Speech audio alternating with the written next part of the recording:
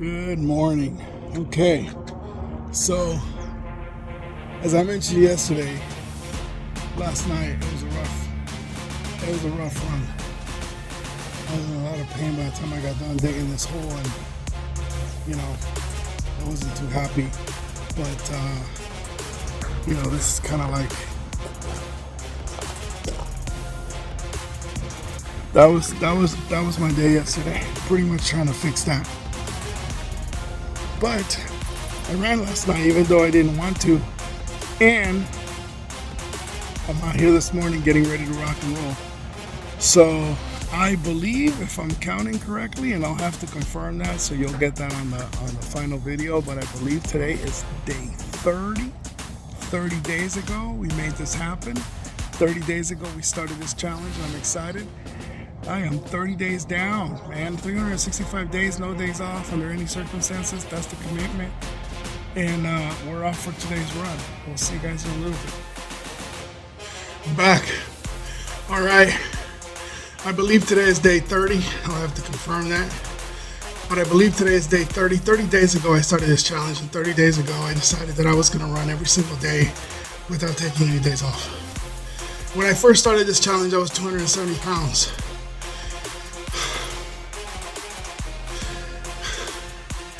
I barely ran a mile and a half.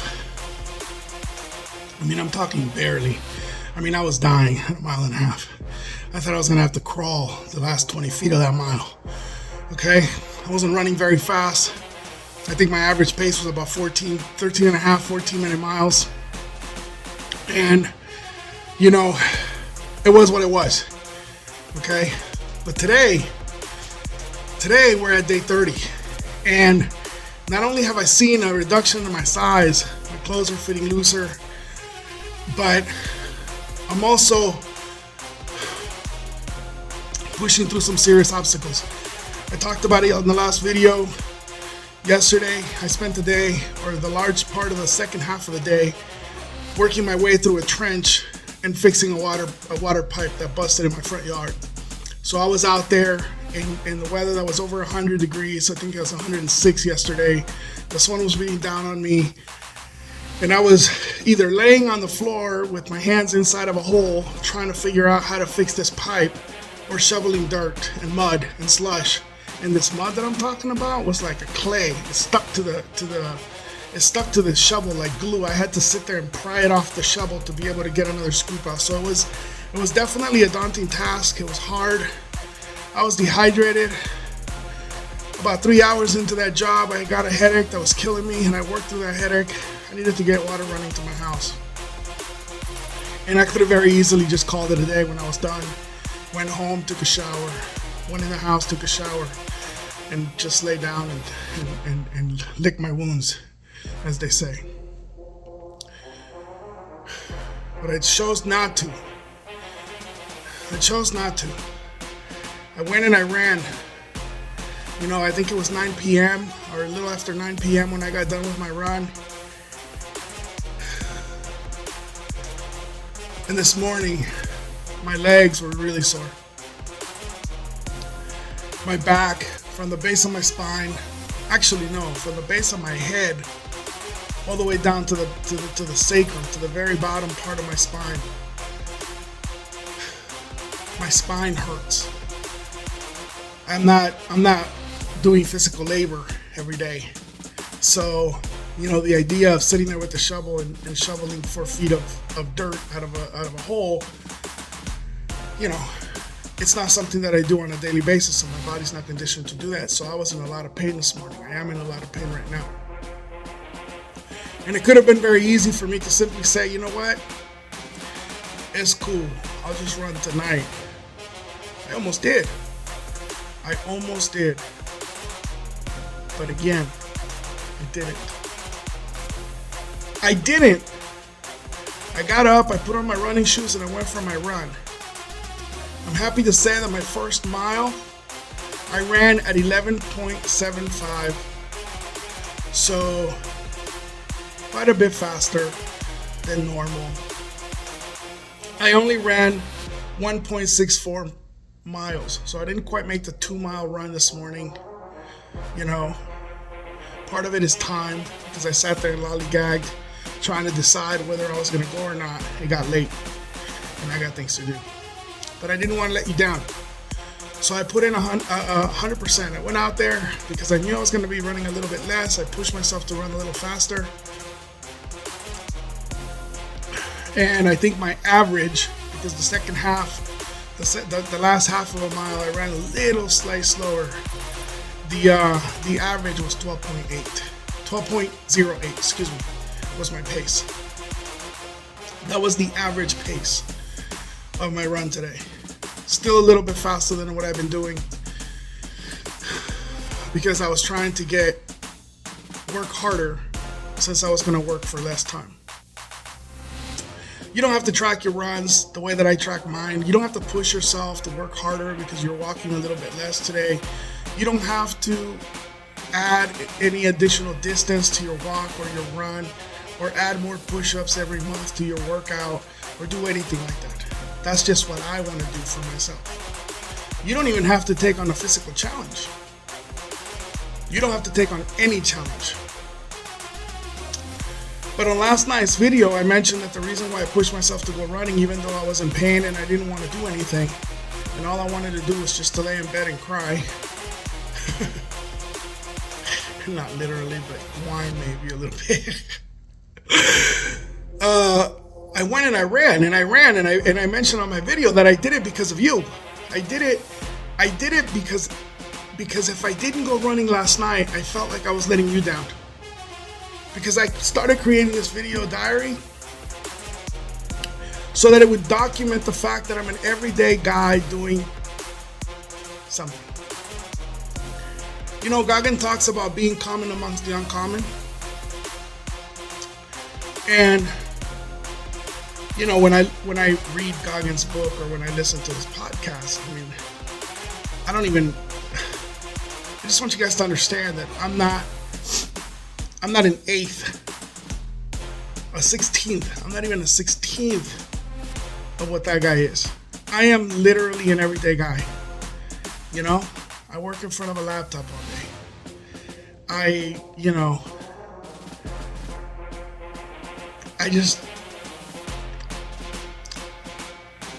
like to eat fatty stuff that's not good for me.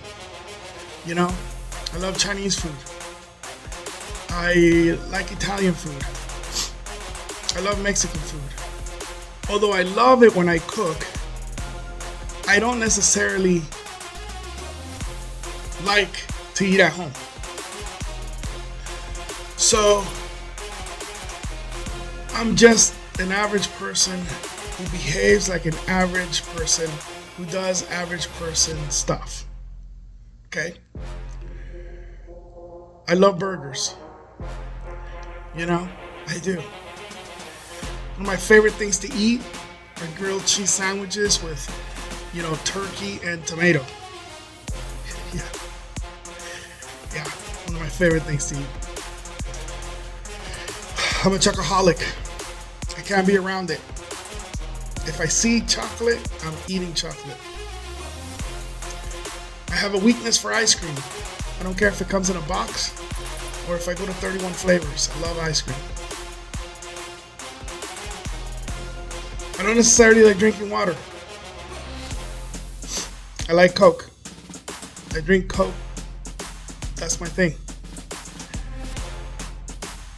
I have to manage and be conscious of what I eat, because if I don't mind my consciousness of what I'm eating, it's very easy for me to drink a 6-pack of Coke in one day or more.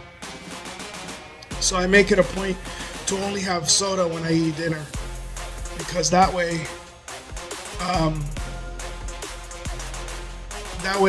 it regulates subconsciously that I'm only having one soda a day. I'm limiting myself to one soda a day. And even then it's hard. Sometimes I end up having 2 and sometimes even 3. I try to, when I go to restaurants, I try to order a glass of water and a Coke, and that way, because I sip on the water, you know, I don't leave enough room in my stomach so I don't drink any more Coke. Look, all I'm saying is All I'm saying is that I'm an everyday person. I'm an everyday person. I'm an everyday dad. I woke up one day, I wasn't expecting to have kids, and I woke up one day and I realized I was having one. And, you know,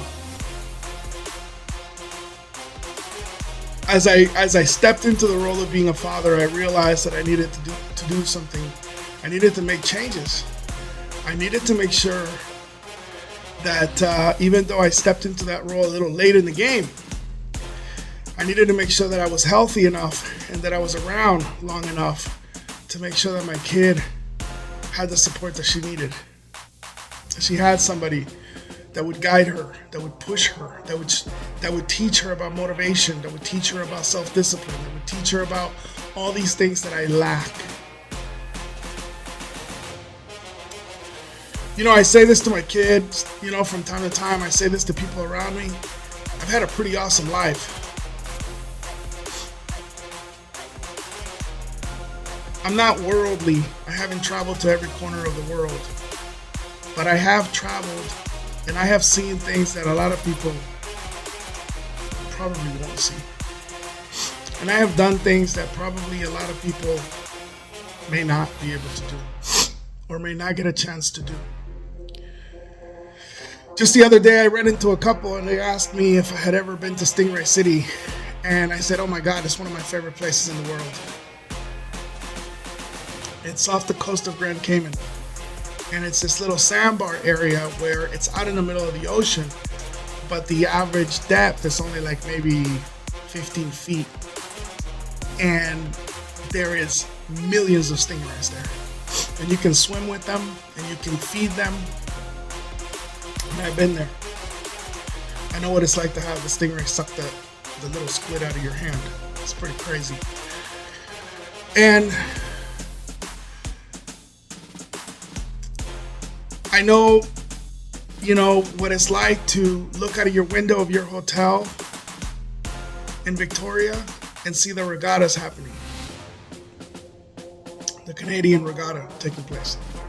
And all the beautiful sails and all the yachts and all that good stuff happening and all the festivities, because I've been there. And like that, I've gotten to see a lot of things that a lot of people may never get to see.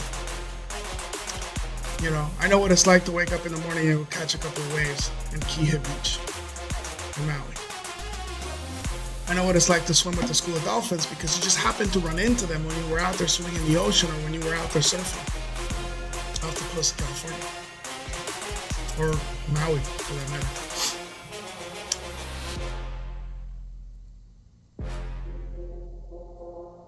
The point in all this is not to brag about the places that I've been. The point in all this is just to say that I'm just an average person.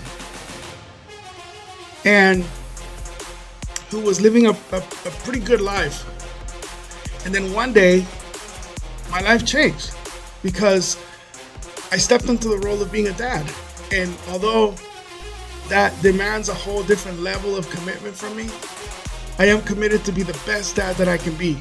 So that my daughter, when she gets older, becomes the kind of person that can have those types of experiences that I had, or maybe even more experiences like that, maybe even better experiences. And I think my idea of being a dad is very different than most people's. You know, I'm a little fanatical about doing everything that I can for my kid. You know, I don't mean doing things for her. I mean teaching her. I mean conveying knowledge, information, stimulating her mind so that she can become a thinker, so that she can understand that being smart is the ability to be able to encounter any problem and find the best solution. That is the actual definition of intelligence. Is having the ability to process information and overcome obstacles with the most positive outcome.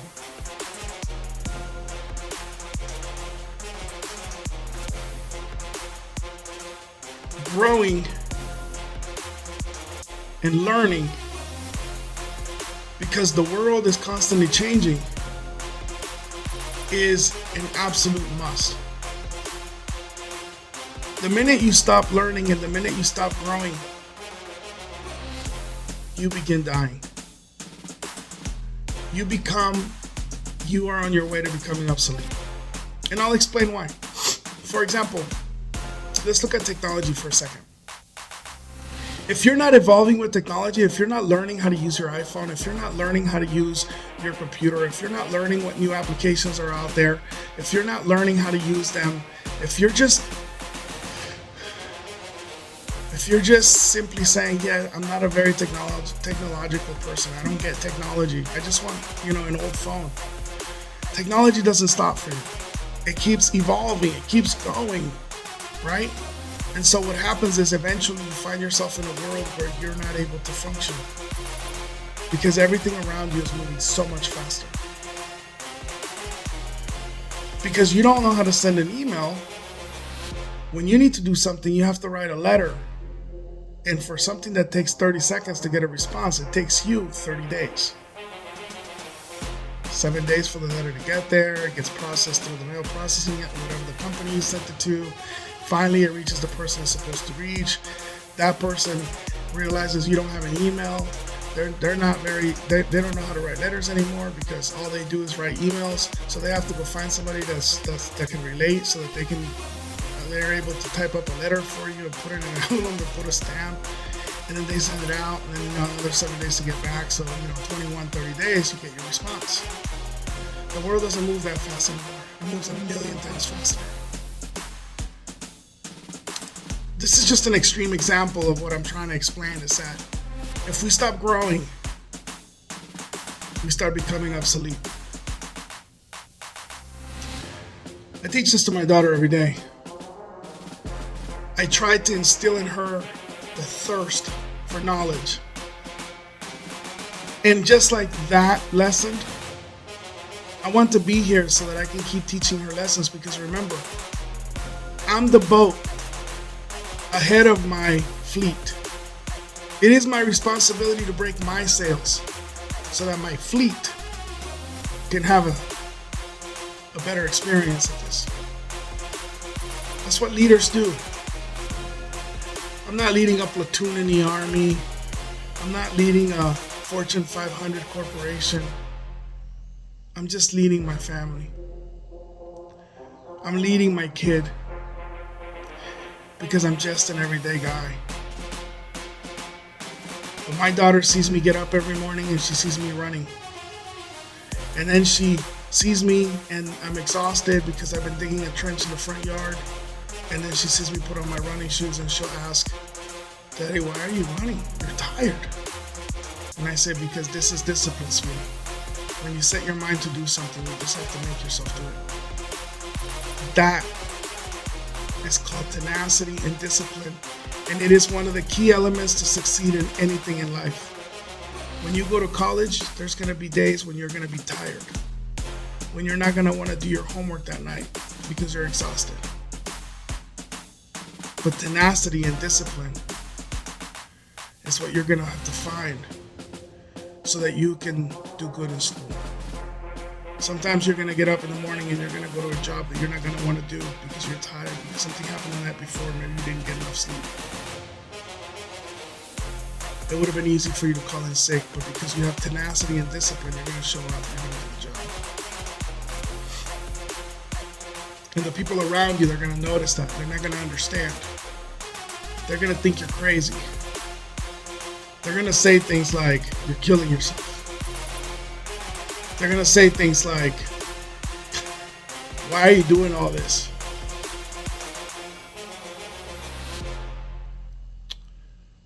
It's because of character. That's why. That was my conversation.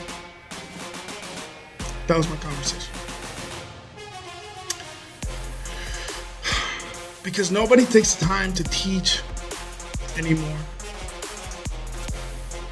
So I want to take the time to teach. To teach about discipline and tenacity. To let you know that if you stop learning, you stop growing. And if you stop growing, you're becoming obsolete. You will find yourself in a world that you don't understand. I talk about my mother all the time. My mother was an amazing woman. She was amazing, truly. All of these concepts she taught me. But technology was something she couldn't wrap her head around. She couldn't understand it. You know, when the technology evolution took place, when the computer revolution happened, my mom was a little older already, and she wasn't really exposed to it. And so in her later years, she struggled. You know, she would struggle with her iPhone. And eventually she understood how to send out emails and how to record. My daughter actually taught her how to record videos. Because they used to record videos of each other. It was hilarious.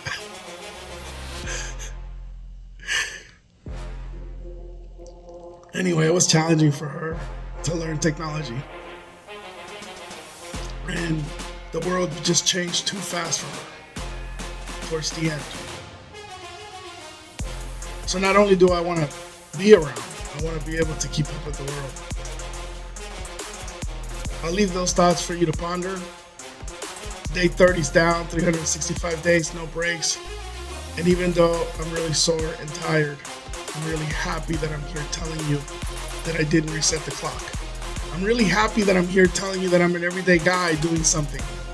And that you might be an everyday girl or an everyday guy watching this video. And just like me, you can do something. For 365 days, challenge yourself to grow. Challenge yourself to be better than the you of yesterday. Have a nice day.